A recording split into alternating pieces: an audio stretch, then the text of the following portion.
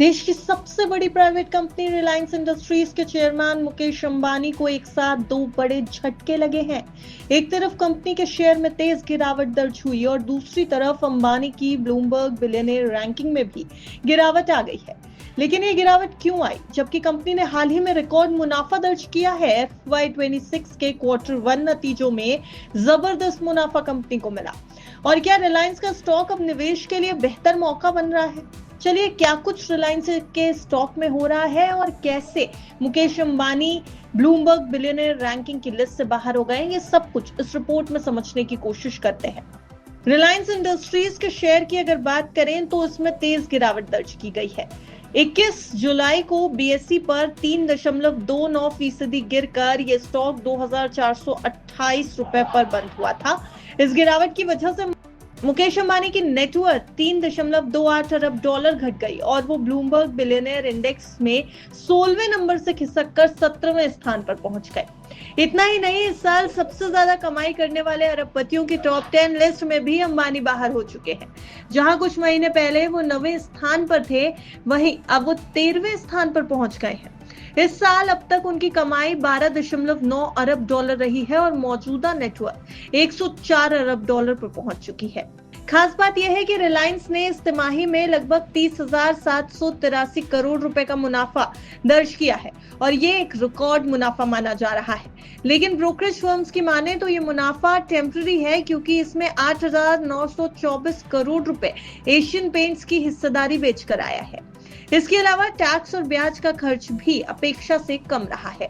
अब जेफरीज, मोतीलाल ओसवाल और MK global जैसी ब्रोकरेज फर्म्स भी कह रही हैं कि कंपनी के कोर बिजनेस यानी रिटेल और O2C ऑयल टू केमिकल्स की परफॉर्मेंस उम्मीद से कमजोर रही है। कंपनी का एप्टा भी अनुमान से कम निकला, जिससे निवेशकों को निराशा हुई और शेयर में गिरावट दर्ज हुई। अब निवेशकों की नजर कंपनी की आने वाली AGM यानी सालाना बैठक पर है। उम्मीद है कि AGM में Mukesh Ambani FMCG, new energy, media, retail और जियो IPO को लेकर बड़ी घोषणाएं कर सकते हैं। वैसे बर्नस्टीन की रिपोर्ट के मुताबिक रिलायंस का गीगा कॉम्प्लेक्स जो गुजरात के कच्छ में बन रहा है, टेस्ला की गीगा फैक्ट्री से 4 गुना बड़ा होगा और ये रिलायंस के लिए एक पॉजिटिव न्यूज है। ये प्रोजेक्ट रिलायंस के भविष्य के ऊर्जा कारोबार की रीढ़ साबित हो सकता है। अब नुवामा का कहना है कि अगर कंपनी के सोलर मॉड्यूल बिजनेस को 15 EV पर एप्टा पर वैल्यू किया जाए तो इसकी वैल्यू $20 अरब हो सकती है और ये जियो लॉन्च की तरह रिलायंस इंडस्ट्रीज लिमिटेड के स्टॉक में तेजी का ट्रिगर बन सकता है। वहीं एक और ब्रोकरेज JP मॉर्गन का कहना है कि RIL का बिजनेस मॉडल बदल रहा है। अब एप्टा का 54% हिस्सा रिटेल और टेलीकॉम से आ रहा है। उनका मानना है कि रिटेल का वैल्यूएशन $121 अरब है, जो डीमार्ट के मुकाबले काफी सस्ता है। अगर IPO या स्टेक सेल हुआ तो स्टॉक में बड़ी तेजी मुमकिन है।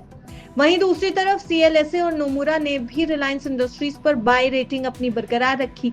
CLSA को भरोसा है कि जियो और रिटेल की ग्रोथ रिलायंस इंडस्ट्रीज लिमिटेड को मजबूत बनाएगी। वहीं अब नोमुरा का कहना है कि कंपनी के शेयर वित्त वर्ष 2027 में 12.1 EV पर एप्टा और 23.3 PE पर ट्रेड करेंगे, यानी अभी भी वैल्यूएशन काफी आकर्षक है। तो ये एक तरफ जहां मौजूदा तिमाही के नतीजों से बाजार थोड़ा निराश होता दिखाई दे रहा है और रिलायंस के स्टॉक में उतार चढ़ाव बना है, वहीं लंबे ड्यूरेशन के लिए यानी लॉन्ग ड्यूरेशन के लिए रिलायंस की ग्रोथ स्टोरी बरकरार लग रही है। न्यू एनर्जी, रिटेल और जियो के IPO जैसे ट्रिगर्स आने वाले समय में स्टॉक को नई ऊंचाई दे सकते हैं, ये एक्सपर्ट्स का और ब्रोकरेजेस का मानना है।